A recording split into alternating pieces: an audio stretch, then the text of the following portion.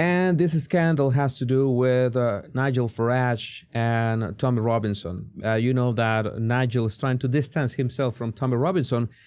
And I'm not going to lie, I was kind of supporting Nigel at some point. And there are a couple of things here that I disagree with him. But I'm going to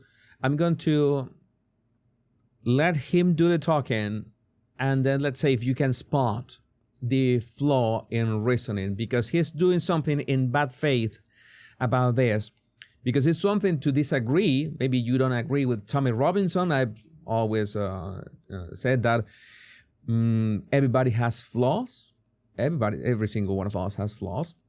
And Tommy Robinson can have flaws as well. But what Nigel Farage did here, you get about, let's hear. Ben Habib says, it is utterly deplorable that Nigel Farage should accuse Tommy Robinson of violence against women, especially given the current furor over gang rape gangs. Tommy Robinson may have many flaws I don't know and cannot comment, but he has been at the forefront of calling out those gangs. And what did Nigel say? He said this. And interestingly, despite what Elon said when he woke up the other morning, that I was no good or whatever, I mean, Elon Musk said that Nigel Farage was no good. And, you can imagine that Farage was not okay with that statement. I'm sure he's not the man to lead the party. He's not alone with that opinion, clearly. But, and then yesterday, he retweeted me twice with positive messages. So I don't know. You catching up with him later this month? Yes. How long are you going over for the inauguration? I'll be over for a good sort of 4 or 5 days. And, of course, look, I have no desire to go to war with Elon Musk, and I'm not going to, and I haven't done. I'm a huge admirer of him. I think he's a heroic figure. I think the sort of tech changes that he's bringing to the world are incredible. I think buying Twitter actually has brought a lot of free speech back, even if some people don't like what's being said. Well, okay, he's trying to sugarcoat.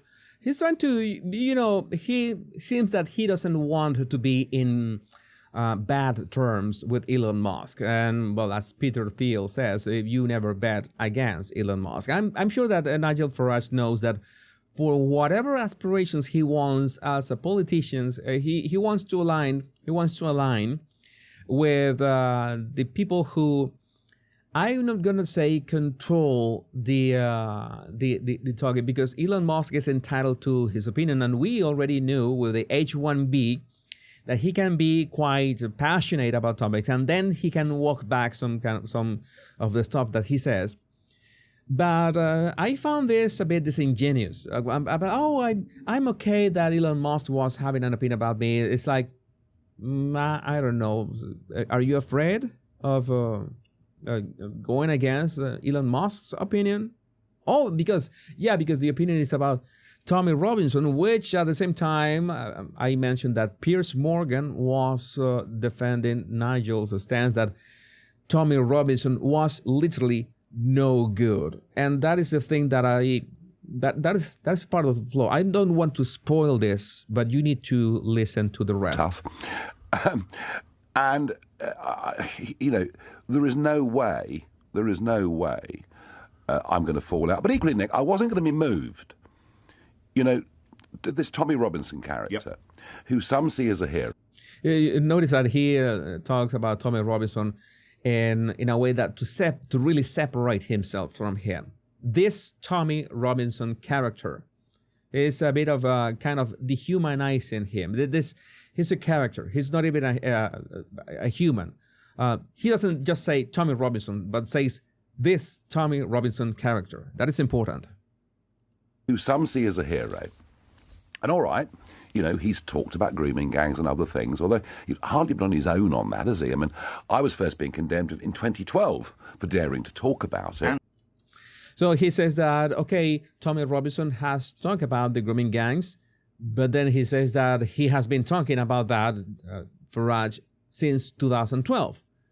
So two things can be true at the same time. So what is the problem? We still don't see the problem. So let's keep listening. In 2002. Yeah, no, she was. I mean, she is the heroine. 20+ years. She's the heroine of all of this. Yeah. As indeed, to be fair, Andrew Norfolk, who was writing for the Times. And Sue Reed on the Mail. There were some very brave figures early on But when figures like myself as party leaders dared pop their head over the parapet, we were smashed back down very, very quickly.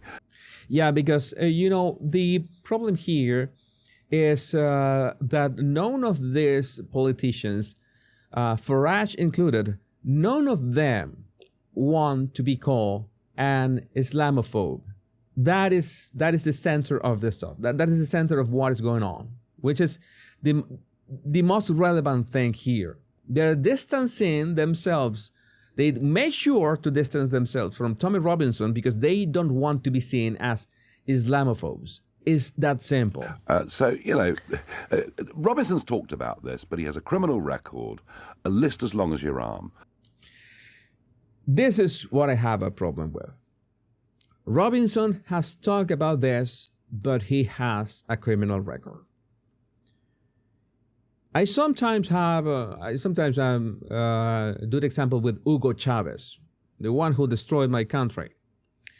If Hugo Chavez said that if you throw a rock into the air, the rock is going to fall back to earth, thanks to the laws of gravity that we were discussing the other day, he would be right. He would be an asshole, but he would be right. And not because it's Hugo Chavez, and I despise Hugo Chavez and his memory and what he did, he wouldn't be right either. So I don't know what is the false argument here. Oh, he's a criminal. Tommy Robinson is a criminal. My question is, was he right or not about the grooming gangs? That is the real question here. So again, all those, and I mean every single one of these politicians, and some of them non-politicians like Piers Morgan, none of them want to be seen as Islamophobes. That is as simple as that. And that's the reaction. That's why Nigel Farage's reaction to Tommy Robinson. That's why he talks that's why he makes those false arguments. And it's incredible that somebody with the gift of gab, the silver tongue, silver tongue is the way that you say that. You have a very easy way of speaking and debating and all this stuff. You try to put all those false arguments, those nonsensical arguments. So, Robinson's talked about this, but he has a criminal record. Robinson has talked about this, but he has a criminal record. If somebody with a criminal record states that if you throw a rock and the rock falls back into earth because of gravity, does that make the statement false? No. It doesn't have anything to do with that. So Farage is making sure to state the criminal record again and again and again and again to somehow neutralize the figure of Tommy Robinson. Again, Tommy Robinson can have flaws. Again, I don't know the full story about Tommy Robinson, but if Tommy Robinson brought awareness about the atrocities happening in the UK, then you might at least acknowledge that the guy did that and say, okay, we agree on something. As if Hugo Chavez says something that I agree with, then I would say, well, I couldn't believe this, but I agree with him. As so many things have happened with politicians that I despise, but I say, well, what he said just made sense. Because that is actual discussion. Okay, let's start from the thing that we agree on. But no, this is the real reason why these politicians are terrified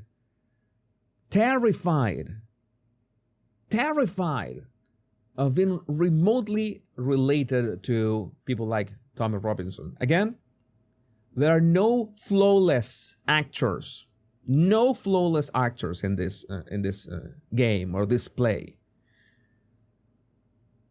It's very important to understand that sometimes somebody who is a flawed man, or has a criminal record or something that you despise can say things that make sense, and you say, well, I agree with him and this stuff. I certainly wish that men in the UK were less afraid to what is the word for this? Less afraid to offend.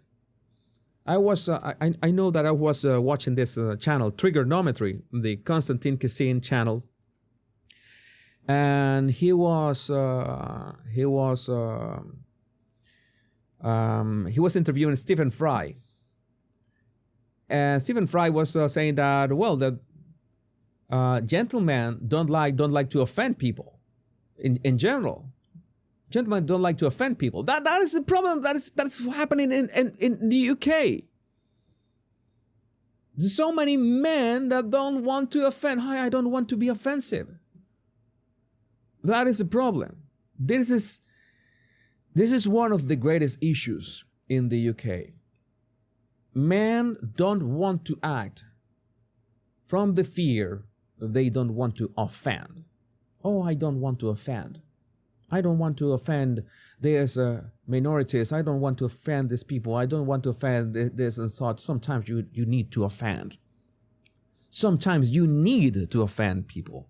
And sometimes people need to be offended. Because that is the only way, maybe that is the only way that they can understand. Maybe you have used every single word, every single statement, every single technique, argument in your arsenal, and it hasn't worked.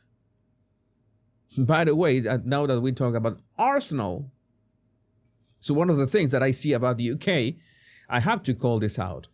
It's like it's the weekend, and you see that grooming gangs or related topics have like 75,000 posts trending on X. But football has close to 500,000 posts trending.